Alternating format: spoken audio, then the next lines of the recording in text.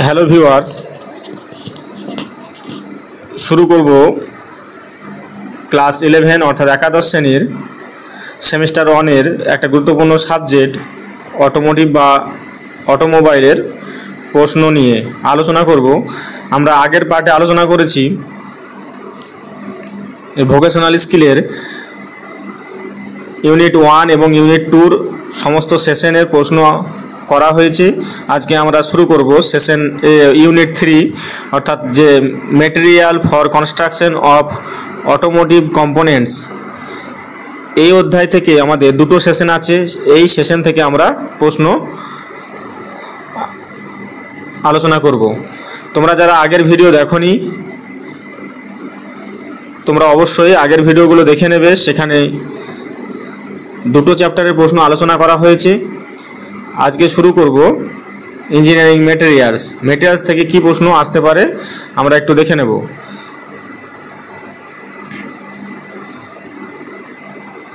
তো দেখো, এখানে ইউনিট 3 মেটেরিয়াল আছে, এখানে সেশন 1 ইঞ্জিনিয়ারিং মেটেরিয়াল।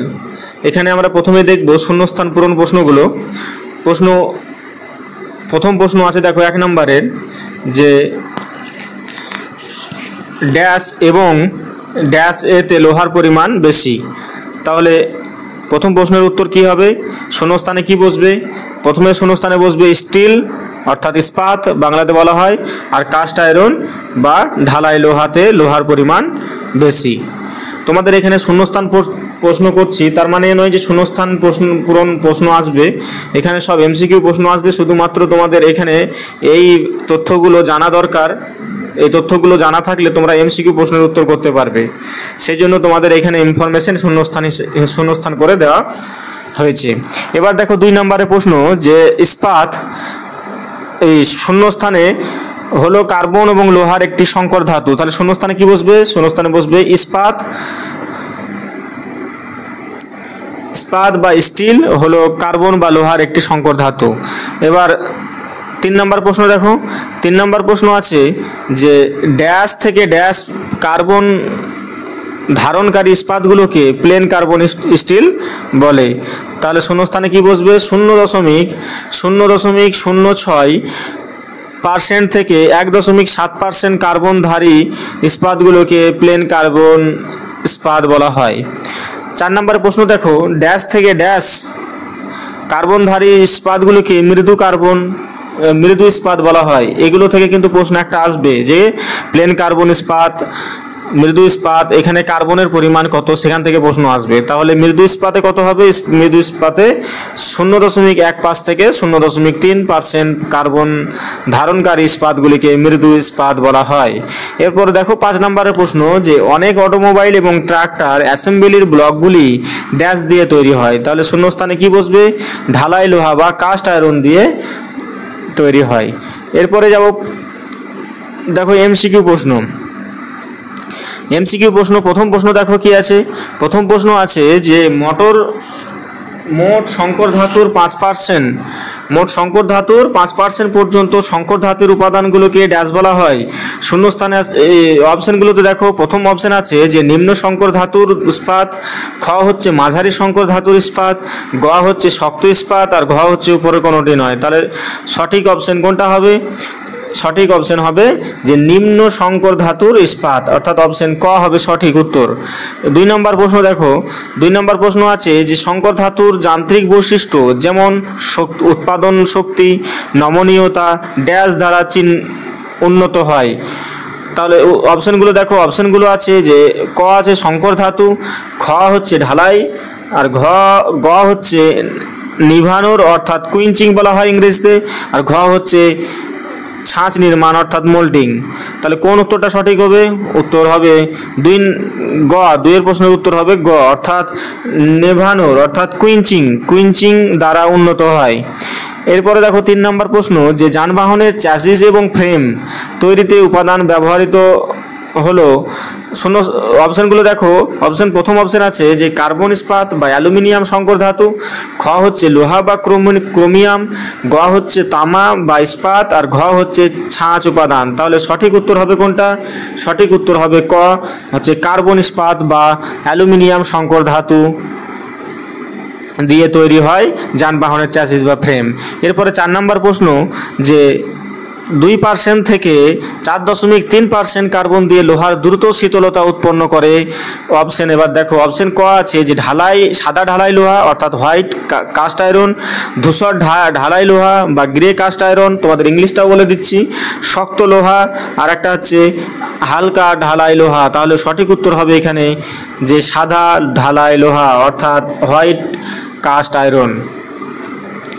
এরপরে দেখো 5 নম্বর প্রশ্ন। 5 নম্বর প্রশ্ন হচ্ছে যে সাদা ঢালাই লোহা ধীরে ধীরে ঠান্ডা হলে ফলে উৎপন্ন উপাদানটি ড্যাশ নামে পরিচিত। তাহলে অপশনগুলো দেখো কি আছে। অপশনগুলো আছে ক আছে নমনীয় ঢালাই লোহা অর্থাৎ মেলেবল কাস্ট আয়রন, শক্ত লোহা, আর গ হচ্ছে ধূসর লোহা, আর ঘ হচ্ছে উপরের কোনোটি নয়। তাহলে সঠিক উত্তর হবে 5-এর ক অর্থাৎ নমনীয় ঢালাই লোহা, মেলেবল কাস্ট আয়রন। ইংরেজিটা মনে রাখবে, মেলেবল কাস্ট আয়রন।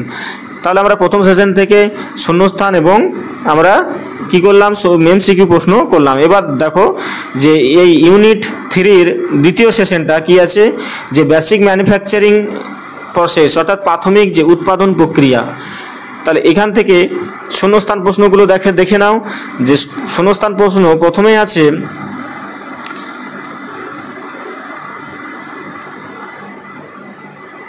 এক নম্বর দেখো যে ছাঁচে ড্যাশ ঢালাকে ঢালাই বলা হয়। ছাঁচে, তাহলে শূন্যস্থানে কি বসবে, ছাঁচে গলিত ধাতু ঢালাকে ঢালাই বলা হয়।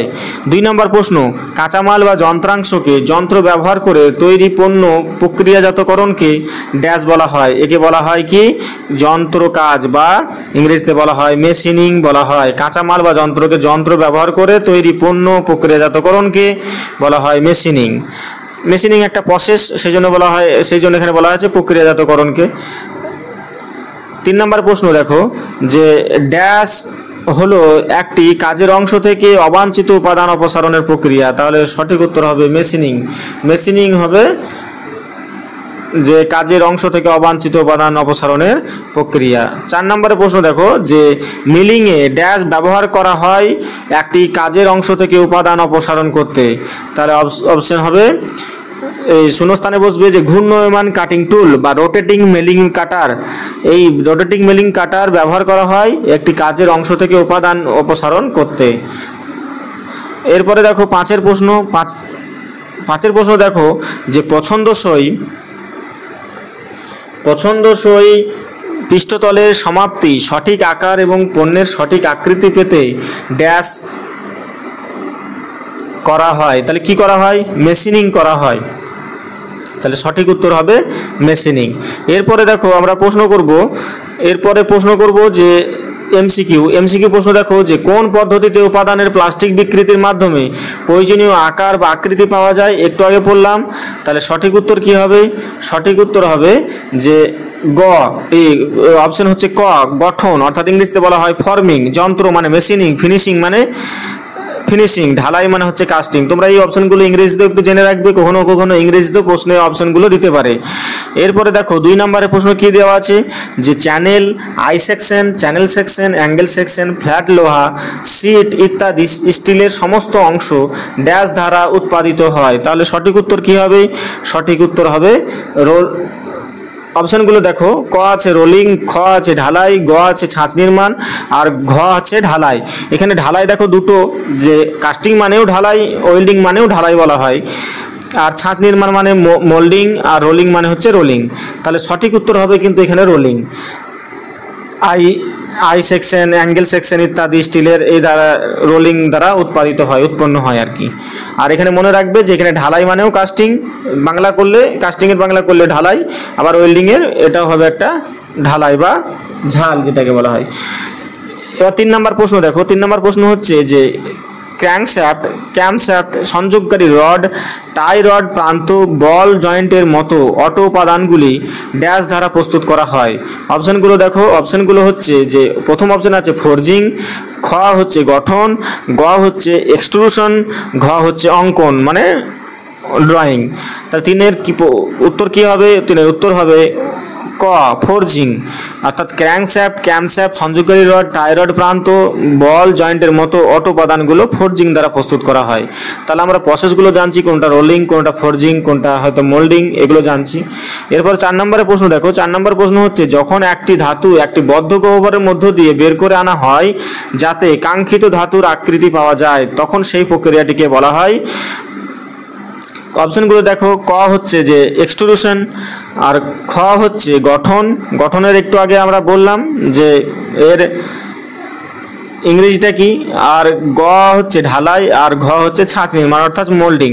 তাহলে উত্তর হবে কিন্তু তোমার অপশন ক। অপশন ক হবে সঠিক উত্তর, যে এক্সট্রুশন, ইংরেজিটাতে লেখা আছে দেখবে। এরপরে দেখো 5 নম্বরের প্রশ্ন। 5 নম্বরের প্রশ্ন হচ্ছে, একই রকম এবং ভিন্ন ভিন্ন উপাদানের সংযোগের প্রক্রিয়াকে ড্যাশ বলা হয়। তাহলে একই উপাদান এবং ভিন্ন ভিন্ন উপাদানের সংযোগের প্রক্রিয়াকে বলা হয়। অপশনগুলো দেখো, ঢালাই মানে ওয়েল্ডিং, খ হচ্ছে অঙ্কন মানে ড্রয়িং, আর গ হচ্ছে ঢালাই মানে কাস্টিং আর একটা টাইপ, আর ঘ হচ্ছে উপরে কোনোটি নাই। তাহলে সঠিক উত্তর কি হবে? সঠিক উত্তর হবে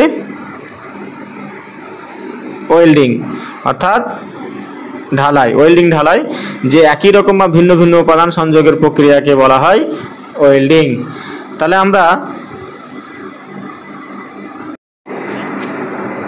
আমরা তৃতীয় ইউনিট মেটেরিয়াল থেকে দুটো সেশন ছিল, সেই সেশন থেকে আমরা শূন্যস্থান পূরণ বা এমসিকিউ প্রশ্নগুলো সমাধান করলাম। মেটেরিয়াল থেকে যে প্রশ্নগুলো আছে সেগুলো কিন্তু ভেরি ইম্পর্টেন্ট। এখান থেকে কিন্তু প্রশ্ন অনেকেই আসে মেটেরিয়াল থেকে, সুতরাং প্রশ্নগুলো একটু ভালোভাবে দেখে নেবে।